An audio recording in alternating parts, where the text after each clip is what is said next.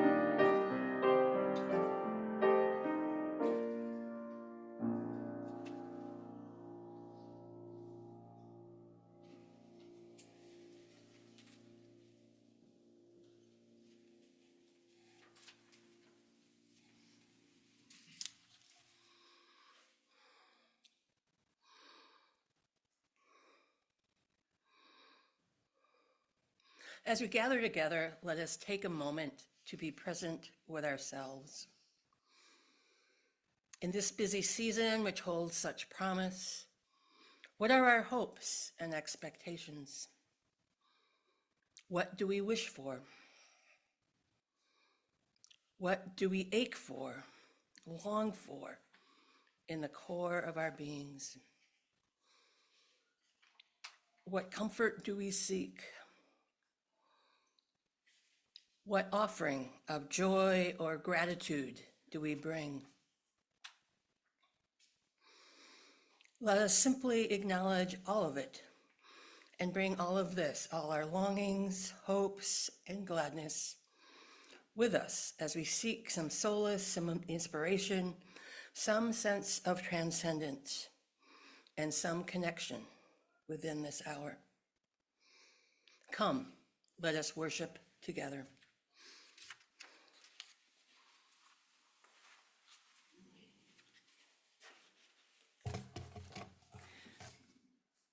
The flaming chalice is the symbol of Unitarian Universalism.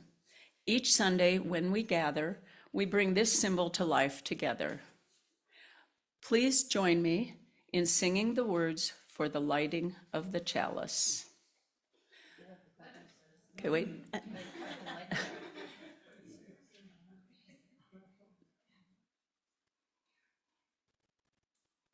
dear. I know someone with a lighter.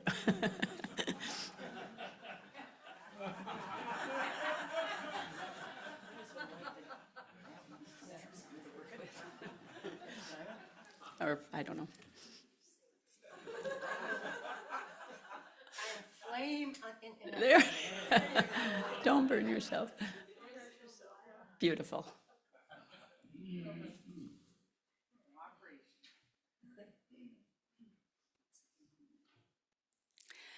Let us open our eyes to see what is beautiful. Let us open our minds to learn what is true. Let us open our hearts to love one another. Standing or seated, we join together in our opening hymn, number 225, O Come, Emmanuel.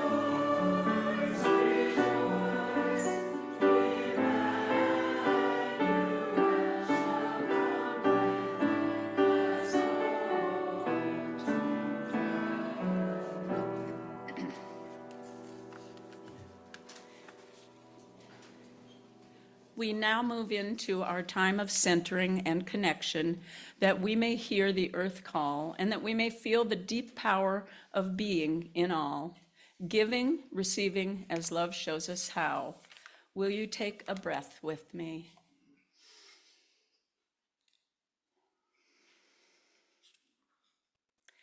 We use our chalice flame to light our candles of community. We light our first candle as a blessing for the wider world. While the winter season is often associated with joy and celebration, for many it is a time of hardship and sorrow and loneliness. Those facing homelessness or financial struggles endure harsh conditions, isolation, and a lack of basic necessities, making it difficult to embrace the season's festivities. For them, the colder months are a reminder of their vulnerabilities rather than a time of cheer. Carry in our hearts, but that have not been spoken aloud.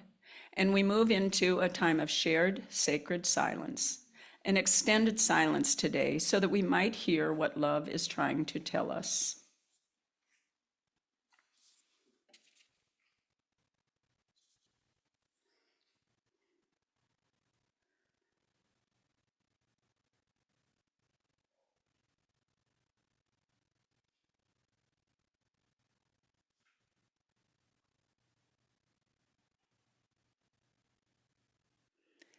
Amen and blessed be.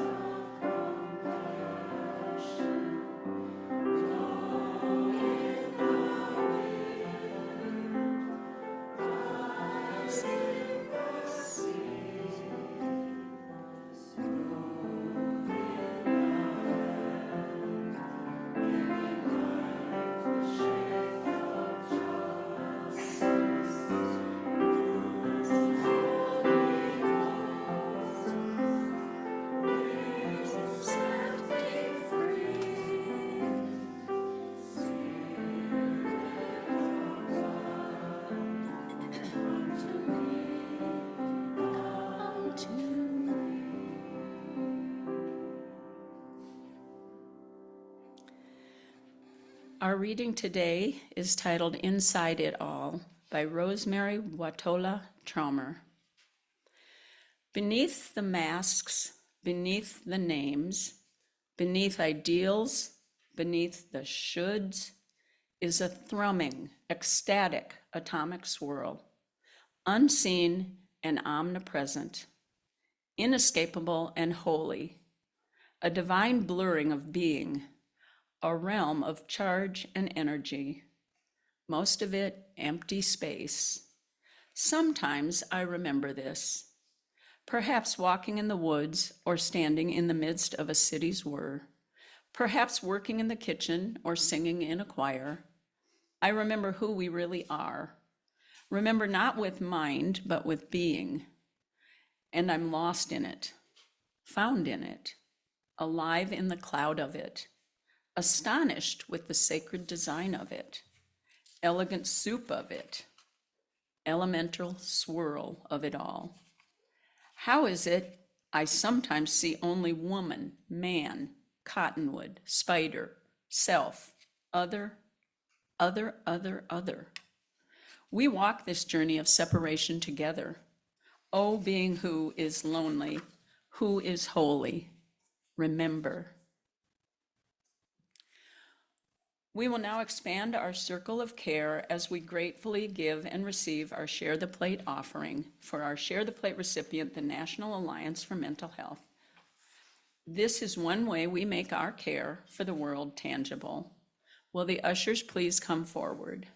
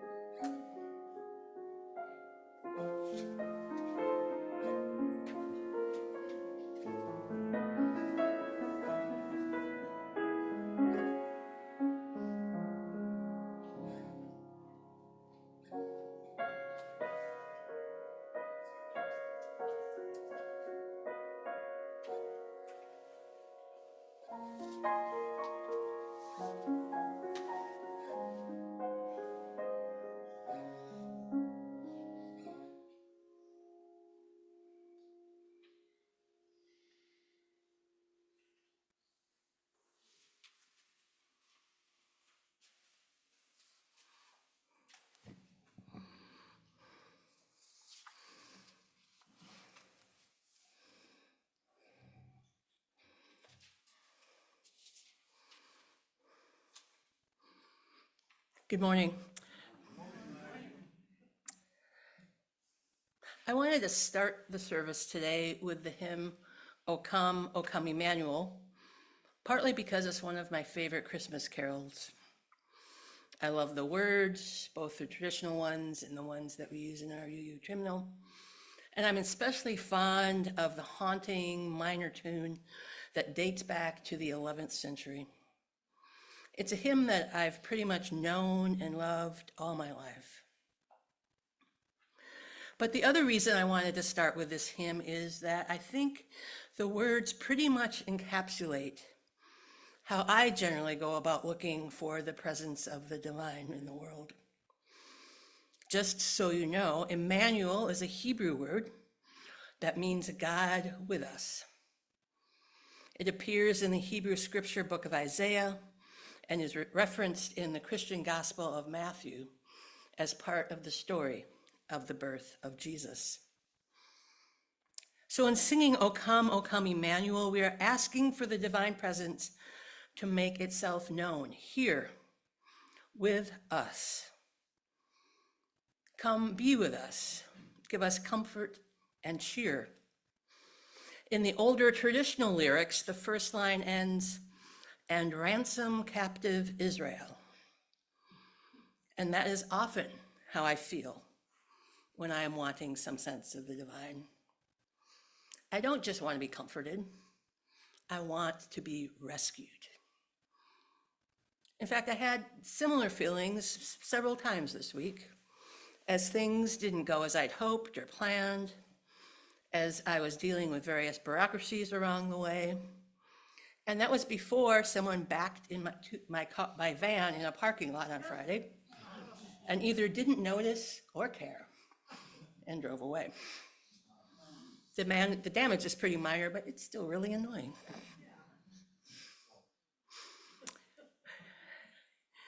O come, Emmanuel. Source, creator, some transcendent universal source.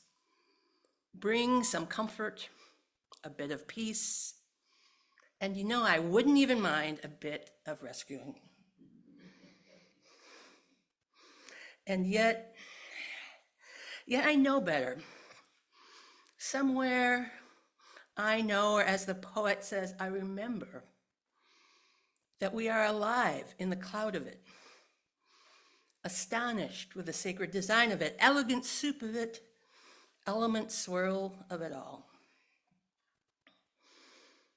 Whenever I want to make the presence of the divine known, or the divine to come and be with me, whenever I think that the transcendent needs to be here now, because it is not here now. The problem isn't that the divine isn't present. The problem, as the poet says, is that I don't remember. This is a lesson I have learned many times over the years. So rather than talk about big ideas or reflect on some ancient teachings, As much as I like to do both of those things, I'm going to do something a bit different this morning. What I've prepared and what I've been encouraged to share with you is a story.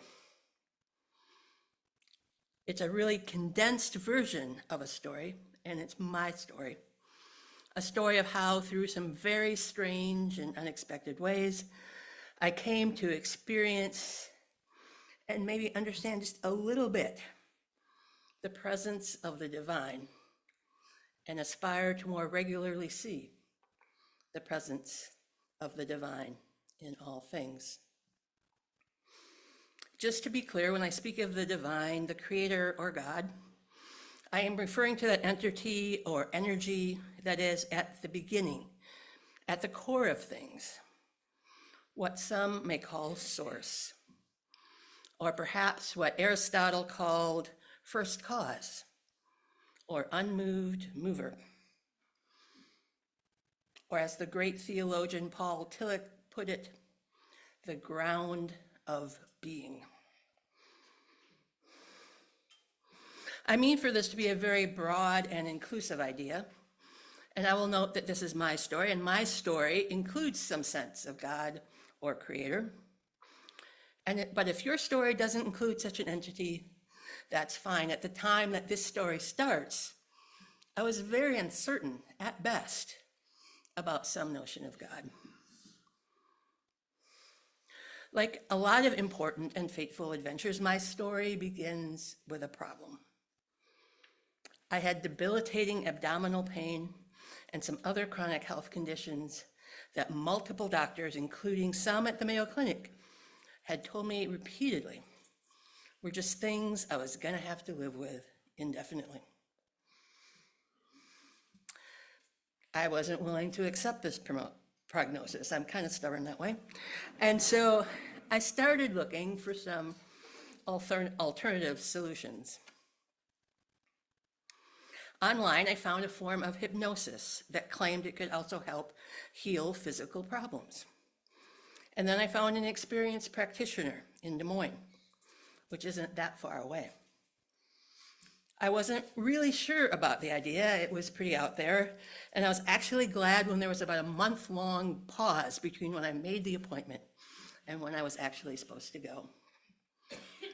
But then in mid-November, I drove down to Iowa, met a lovely woman named Suzanne, and started a process that would change my life in myriad ways. I had some amazing physical changes, but that encounter with Suzanne also set in motion some significant psychological and spiritual changes. And for our purposes here this morning, I'd like to focus on two very specific things. First, my visit with Suzanne introduced me to something that she and I now call my high self. Some call it intuition or subconscious or soul. Most scientists, psychologists, and philosophers and the like would call it nothing but pure confabulation, a bunch of stuff I just make up. I think of it as my energetic root, which is manifest in this particular life and body. During my session with Suzanne, what happened was essentially a conversation between Suzanne and my high self. Before the session, I was told to prepare a list of questions I had about my life and about my medical situation. I took it with me, and then Suzanne asked my high self those questions during the session. I was hypnotized. I don't remember much of anything about it, but there's a recording. So I was able to listen and eventually transcribe the session. Now, there's a whole lot I could say about a variety of things that I just went over briefly in the last minute or so. And I'm just happy to discuss any of it some other time.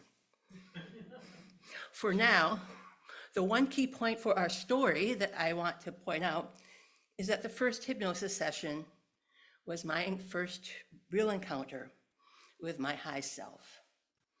And it provided me with enough information and results to convince me that it was real and reliable. Since I grew up in a Protestant church and I have studied Christian theology, I know about a concept of soul. I have also practiced and studied Buddhism and am familiar with teachings about rebirth and the cycle where we are reborn countless times in the cycle of samsara. So the idea of something like a high self really wasn't new to me. But what was different is that I had an experience that gave me a much clearer and visceral sense of it. And that in and of itself started broadening my sense of presence by making me aware that there is something, some aspect of me that transcended the confines of this particular body and the details of my little particular life. I didn't really understand it then, and I still really don't understand it now, but my sense of transcendence was deepening, and I became more open to some notion that there might be a divine presence as well. We'll return to the notion of high self again later, but for now I need to move on a little bit with my story. After my visit in November, Suzanne and I kept in touch for a while, and in early spring she invited me to a weekend workshop that she was helping organize. That workshop was being led by a friend of hers, Paul Selig, and I learned everything I could online about him, as I would, before signing up for the weekend and then driving down again to Des Moines. Before going any further, I should explain something and also say that if any of you who are thinking this story is a bit weird, I can only warn you that it's going to get a little weirder. More weird, yeah. We got plenty more weird coming. Paul Selig, who I now know quite well, is a conscious channel, and the teachings he gives come through him from some very wise and literate entities he simply calls the guides.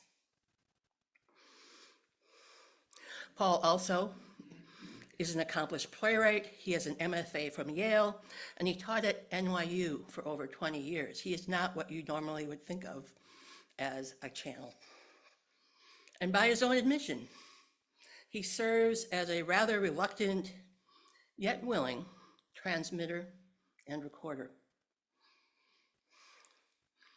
Over the course of that first weekend workshop, I listened to several 20 or 30-minute extemporaneous lectures that were both poetic and deeply profound. I kept thinking that they were as good, if not better, than anything I had heard from some of the best preachers and writers and theologians I have known over the years. And those sermons and lectures were always given after hours of preparation and frequently with a script or detailed notes. I could not explain what Paul was doing, but I was fascinated, and I found the workshop helpful. That led to webinars and workshops and reading the books that Paul has written.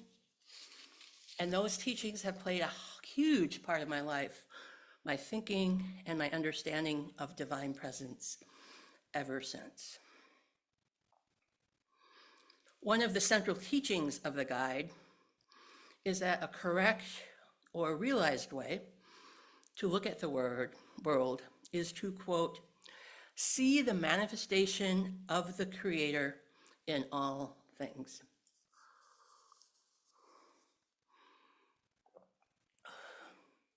This line is said repeatedly throughout their teachings in a variety of contexts. We are called to see the manifestation of the Creator in all things. The guides are very clear about this, sometimes brutally, sometimes humorously. Another common refrain is that everything is of God or nothing is. Again, there's much I could say here, and I'm happy to discuss. But for now, I will simply let Paul and his guides elaborate a bit more on this theme in a passage from a book called Realization. And I find this passage especially beautiful. The divine has come to know you and to be known. The God that has come as the sky, as the whisper of a lover, the embrace of a friend. The God that has come as death and birth in silence and in sound. The God that has come as all things and no things is here to be known. In this way, you can know that you are one with all things, that all things can be seen and known are of one source, different expressions of the infinite that has come as what? As manifest in the world you see or know. The body as of God. The organs in the body as of God. The skin of God, the eyes of God, the lips and tongue of God, the hands of God, all in expression and vibration.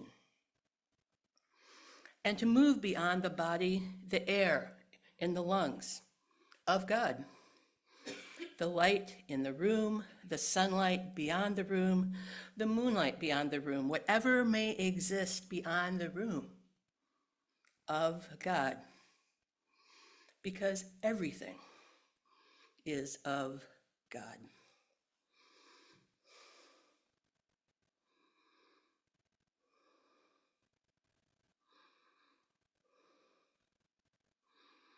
So these are the kind of teachings and ideas that I had become familiar with and that were bouncing around in my head when I drove down to see Suzanne again about 3 years after our first encounter.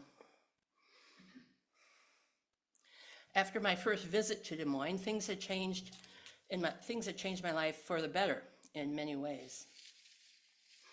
My physical health was noticeably improved, I had less pain, and I was feeling hopeful about the future.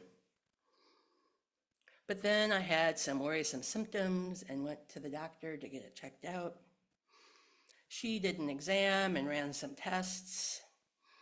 And then several days later, I got a call and learned that I had cancer, would need surgery, and was being referred to specialists. This diagnosis stunned and bewildered me, and boy howdy, was I wanting some comfort and rescuing. After so much healing and spiritual growth, I just couldn't make sense out of this situation. And I needed to hear for myself, from my high self, just what the bleep was going on. I mean, really. So I contacted Suzanne, and she managed to squeeze me in for another session before I was scheduled for surgery. The session was again amazing and informative, but the most significant piece of information I received was a kind of slogan or mantra. When asked about the cancer diagnosis and impending surgery, the high self's answer was summed up in a three-word phrase that was a doozy. And it's just this: all is all. All is all. There, in response to my confusion and pain, I was asked to consider that if I was to see the manifestation of the divine, the Creator in all things, then actually, frustratingly, truly bleeping meant, that really truly meant all things. All means all. This was not what I was expecting, nor what I wanted to hear at the time. And when I told friends about this answer, some were actually horrified by how crass and callous it seemed. And I must admit, it didn't work for me at the time, and I really didn't find it very comforting. Since then, I've softened a bit. And if we return to the passage I read earlier, if the body is as of God, the organs in the body of God, the skin of God, the eyes of God, the lips and tongue of God, all in expression and vibration, if all is all, then that includes organs that are diseased and the tumors that are growing within them. Right? Maybe. And if we're going to include cancer cells, then I guess we might have to include all those other things that we don't like, that we think are wrong or ugly or find annoying and inconvenient, like some of those things I listed earlier. Those are things we have to accept as being part of the all, I guess. Sometimes if I hold my brain just the right way, I can almost buy it. Almost.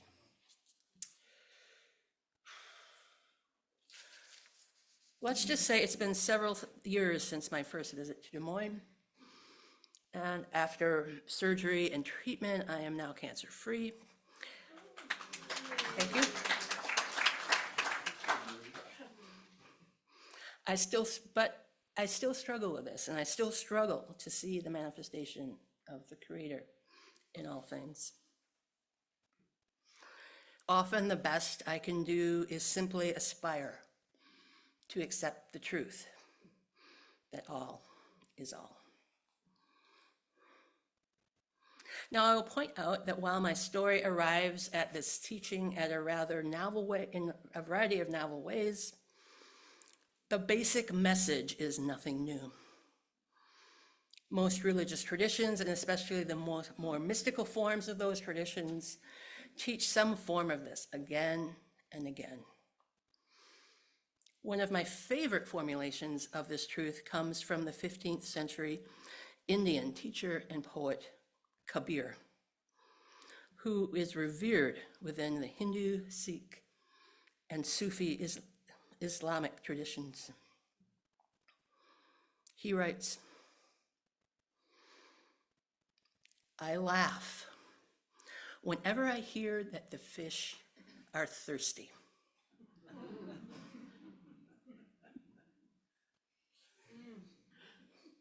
I'll say that again.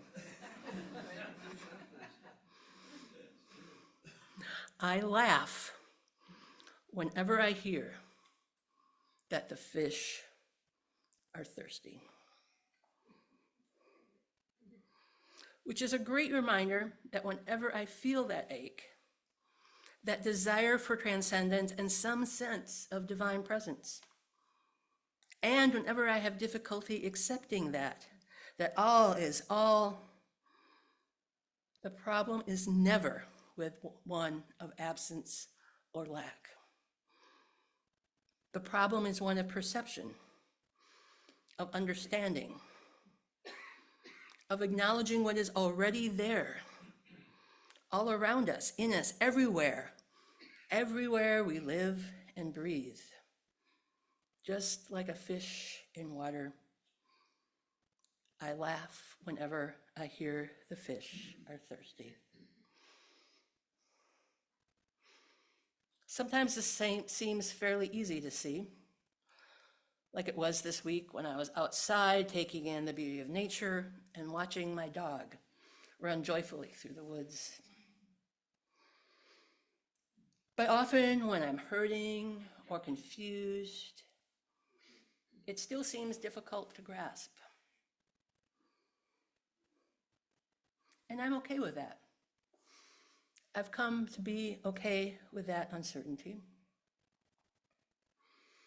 There are lots of truths out there, in addition to all is all, that I have a hard time getting my brain and my ego to understand. Like how light is both a wave and a particle. Really? Maybe? or that the number of stars in the visible universe is thought to be roughly equal to the number of all the grains of sand on all the beaches in all the world. I guess so.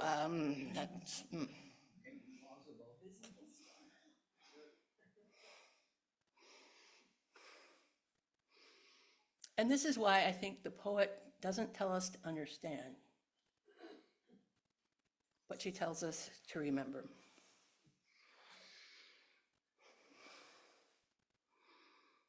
And this is where I want to end today.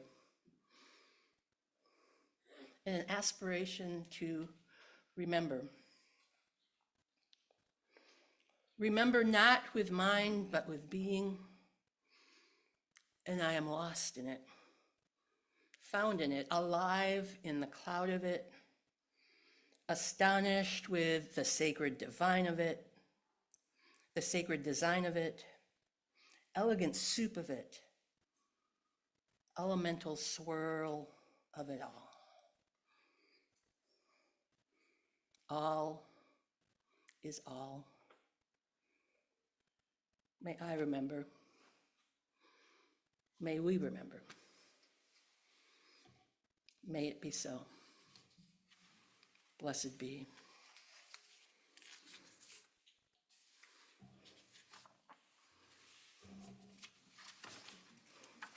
Now let us join. Thank you.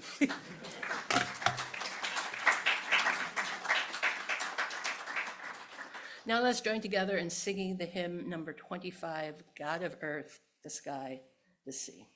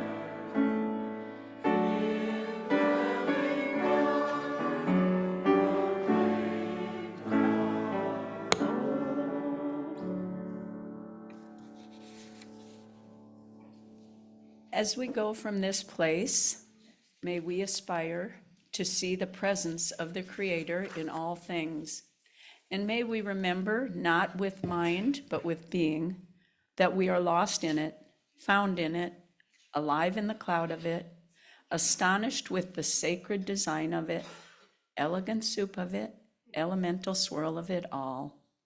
May it be so. We join now in extinguishing the chalice. We will join in the words for extinguishing the chalice. We extinguish this flame, but not the light of truth, the warmth of community, or the fire of commitment.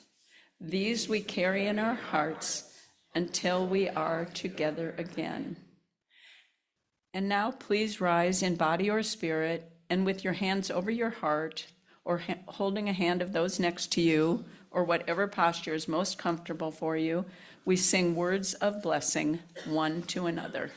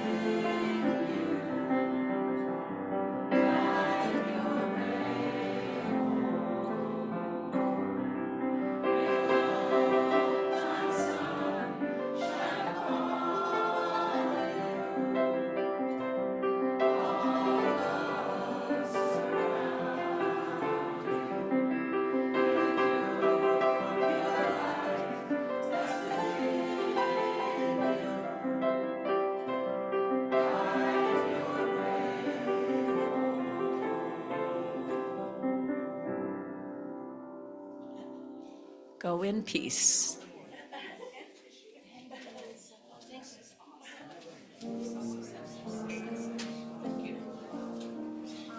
I want to make sure we're muted in the sanctuary, but I will at least say good morning to all of you. Okay, it looks like people aren't like wondering where the words are coming from. Hi, good to see you all. Brenda, you're feeling better? You're muted still. And Michael, good to see you and meet you online. Good to Good to see you meet you here. too. Yeah, thank you so much. This is wonderful. Hey, Janet. Janet. So you're without